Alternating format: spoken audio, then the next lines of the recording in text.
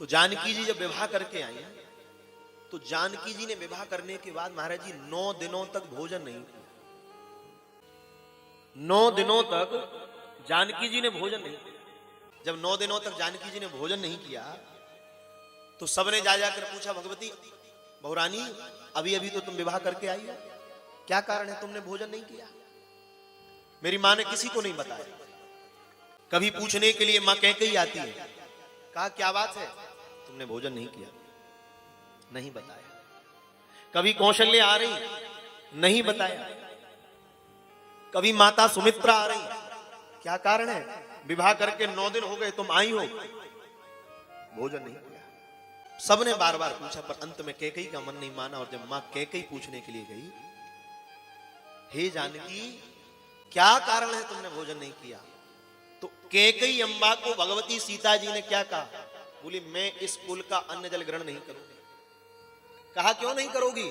बोले इस कुल में ब्रह्म हत्या लगी है। बोले कैकेयी को तो आश्चर्य हो गया, महाराज क्या कारण है? ये रहस्य तो कैकेयी को पता नहीं था कि इस सूर्यवंश पर ब्रह्मत्या के जैसा भयंकर दोष लगा हुआ है। सब आश्चर्यचकित हो गए।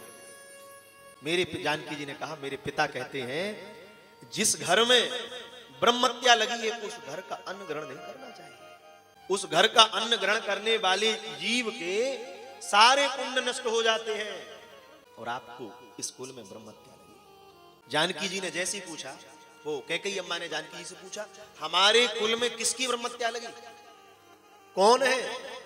तो कहा तुम्हारे कुल में भांजे की हत्या हो गई। बोले और हमारे यहां क्या कहते हैं, एक कहावत है महाराज जी, 100 ब्राह्मण एक भांजा, ऐसी कहावत है लोक में। तो उन्होंने कहा भांजे की हत्या करी और उस घर में पानी भी नहीं पी सकती। जैसे ये बात जानकी जी ने कही, आग की तरह ये बात अयोध्या जी में फैल गई। महाराज जी पूरी अयोध्या में अग्नि के जैसी वार्ता फैल गई, अरे भैया सूर्यवंश में ब्रह्मत्या लगी।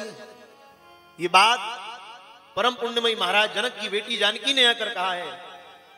दशरथ जी को जैसे ही कान में खबर लगी कि जानकी ने कहा इस वंश में ब्रह्मत्या लगी, तो दशरथ जी महाराज ने ध्यान लगाकर कहा कि बात कैसे कह दी। और जैसे उन्होंने ध्यान लगाया तो कैकेयी कौशल्य आदि रानियों ने पूछा, महाराज क्या सूर्यवंश में ब्रह्मत्या लगी है? तो महाराज दशरथ के नेत्रों से अश्रु आ गए और दशरथ जी कहते हैं, आज मैं समझ गया जानकी साधारण पिता की पुत्री नहीं है, ये महाराज जनक की बेटी है। जिस रहस्य का पता मेरे स्वजनों को नहीं था, उस रहस्य का पता भगवती जानकी को पता चल गया। इससे प्रतीत हो रहा है निश्चित ये परम पुण्यशाली पिता की बेटी है, परम पुण्यमयी पिता की बेटी।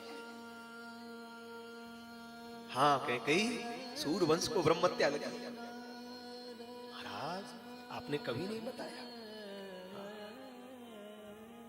क्यों? महाराज जी श्रवण कुमार जो है ना, ये दशरथ जी के भांजे लगते हैं। अपनी माता पिता मां से पूछते थे मेरे मामा कैसे लगते हैं? बोले जिसके मस्तक पर सूर्यवंश का तिलक लगा हो श्रवण, वही तुम्हारे मामा है। जिनके मस्तक पर सूर्यवंश का तिलक शोभित हो रहा हो। बार बार पूछते क्यों? दशरथ जी कहते हैं जा पहुंचा सरयू तीर, भरन को नीर। वो सरयू के तीर पर गया था भरने के लिए जल। जा पहुंचा सरयू तीर, भरन को नीर, विपत्ति का मारा। विपत्ति का मारा था, माता पिता को नेत्रों से दिखता नहीं था। विपत्ति का मारा, वो जल भरने को बिचारा। वो जैसे ही गया श्रवण को जब बाण लगा, तो मैंने तो हिरण जाना था, नहीं श्रवण को पहचाना था। मैंने तो धोखे से बाण मारा था। और जैसे उसने मुझे देखा तो देख से ही कह दिया, मामा जी भेद बता देना कि तू मांग को नीर पिला देगा। देखते ही कहा, मामा जी ये भेद बता देना कि तू मांग को नीर पिला देगा। मामा कह रहा है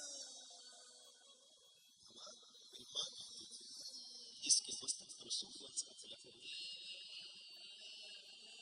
महाराज दशरथ की बहन है, उसका नाम है सुमंगी।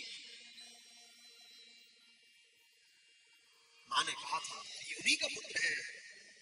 आज दशरथ जी के नेत्र भर गए, दशरथ जी रोने लगे। धन्य है जानकी, ये रहस्य आज तक किसी को मैंने नहीं बताया। उस समय तो सोचता था अभी तो विवाह नहीं हुआ, किसको बताना ये रहस्य? सच है, तूने उस रहस्य को प्रकट कर दिया है।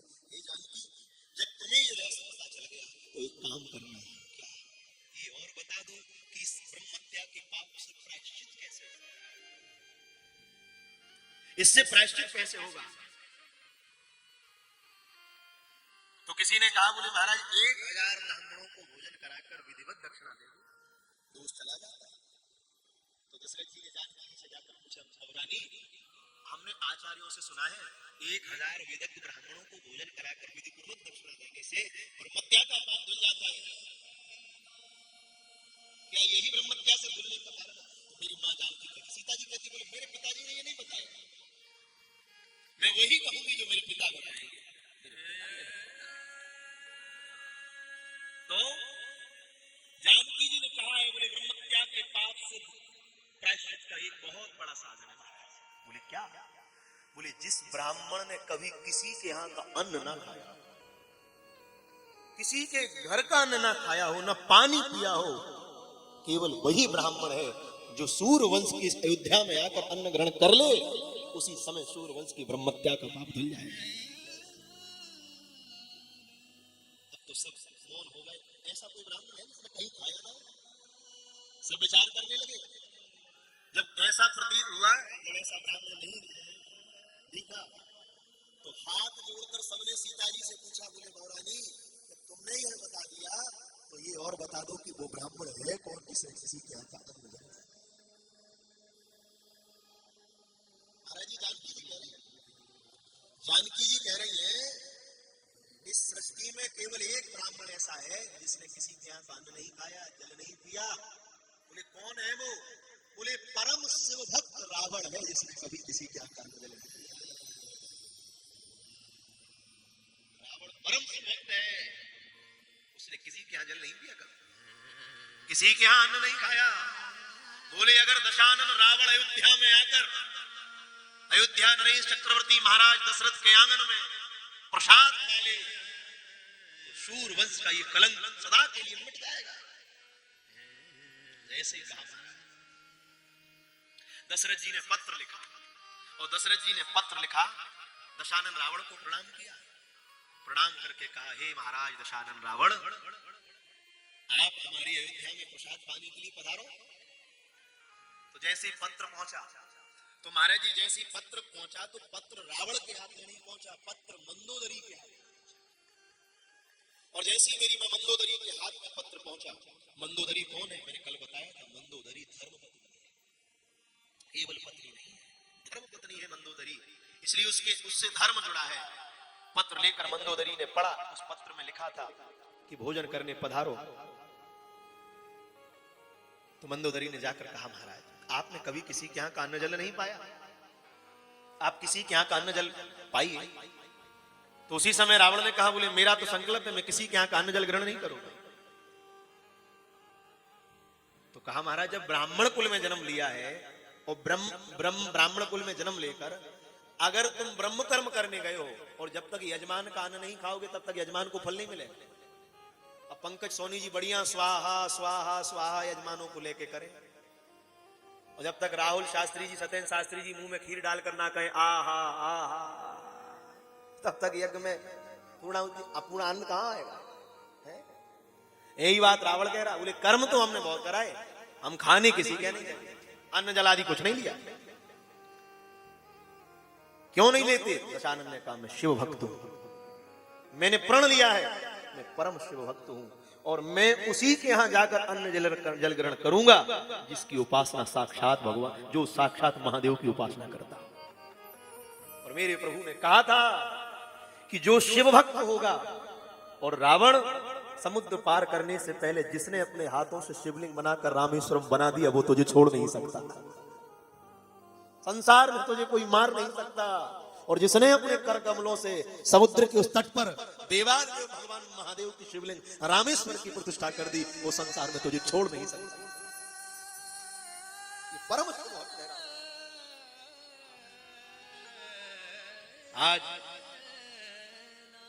मंदोदरी ने कहा, भगवान मैंने आपसे कुछ नहीं मांगा, और मेरा हृदय कहता है चक्रवर्ती सम्राट महाराज दशरथ परम शिव भक्त हैं, आप जाइए पत्नी मंदोदरी की वाणी को सुनकर जब दशानन रावण अयोध्या पहुंचा, जैसे ही अयोध्या पहुंचा महाराज जी, तो आचार्यों ने कहा है भीतर प्रवेश नहीं किया रावण ने, रावण के चरण लगाए।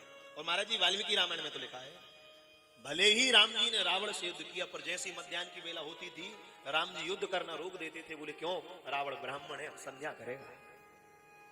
राम जी युद्ध रोक देते थे, ये ब्राह्मण है अब संध्या करेगा। दशानन रावण के चरणों का प्रक्षालन किया, और जैसी चरण प्रक्षालन किए महाराज और निज भवन में पहुंचे। कल मैंने आपको दशांग भोजन की विधि बताई थी।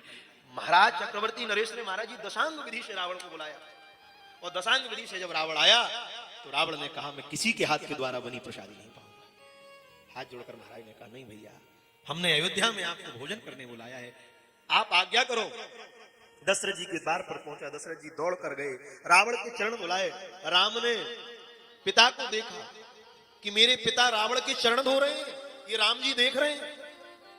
जिन भगवान राम के हाथों इसकी मृत्यु होना है, वो भगवान राम देख रहे हैं कि मेरे पिता चरण धुला रहे हैं। और जैसे कहा तो राम जी ने हृदय में संकल्प ले लिया, बोले आज मेरा संकल्प है, मेरे पिता तेरे चरणों को धुला रहे हैं, मैं भी राम एकदम रामेश्वर की स्थापना करके तेरे चरणों को धुलाऊंगा।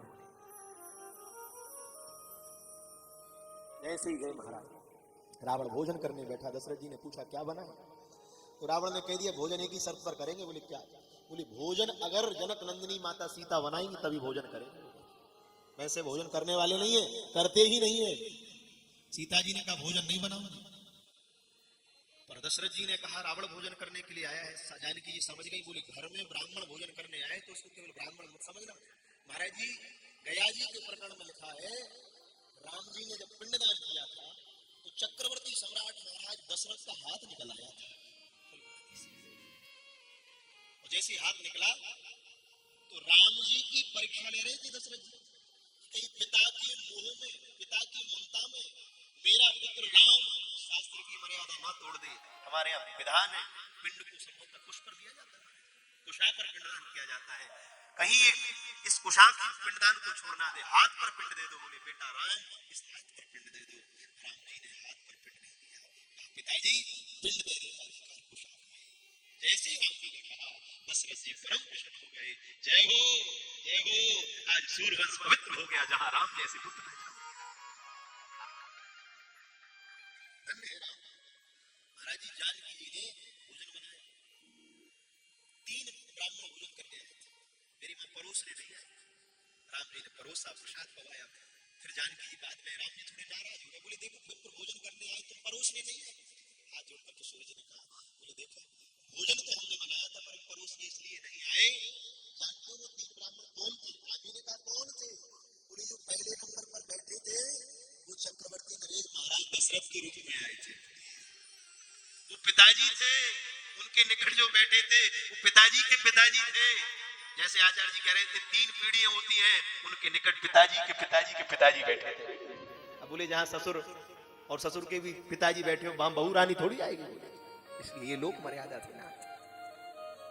तो जानकी जी ने कहा मैं भोजन बनाऊंगी क्योंकि पूर्वजों के भाव से आया। दशरथ जी ने कहा, खूब प्रेम से भोजन बनाया, और भोजन बनाकर रावण ने भोजन ग्रहण किया। महाराज अंत में जब दशानन रावण ने भोजन ग्रहण कर लिया तो दशरथ जी ने कहा दक्षिणा मांग लो, क्या चाहिए?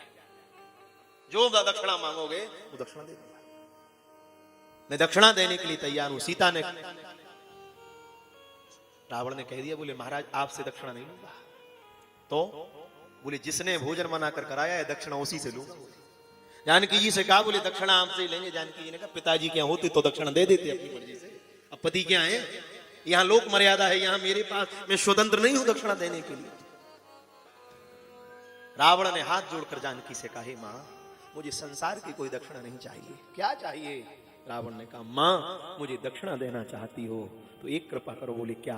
बोले मुझे दक्षिणा में आप मुक्ति प्रदान कर दो, बस मुझे मुक्ति चाहिए और कुछ नहीं चाहिए। सीता जी ने कहा ये मुक्ति मैं अपनी इच्छा से नहीं दे सकती, पिता क्या होती तो अपनी इच्छा से दे देती, पति क्या हूँ, पहले पति से तो पूछ लूं जाकर। किशोरी जी दौड़ कर गई, राम जी से पूछा, भगवान रावण भोजन करने आया, भोजन करके तृप्त हो गया, दक्षिणा मांग रहा है और दक्षिणा में कह रहा है मुक्ति दे दूं, तो आप आज्ञा करें मैं मुक्ति दूं कि ना दूं? ब्राह्मण दक्षिणा में मुक्ति मांग रहा है। तो राम जी आश्चर्य में पड़ गए। राम जी ने, जानकी जी ने कहा आश्चर्य में क्यों पड़ गए? राम जी कहते हैं उसने मांगी है मुक्ति, और मुक्ति तब तक नहीं मिलेगी। बोले कब तक? बोले जब तक रावण के घर में नहीं जाएगी भक्ति, तब तक नहीं मिलेगी मुक्ति। और जानकी जी कौन है? जानकी है भक्ति।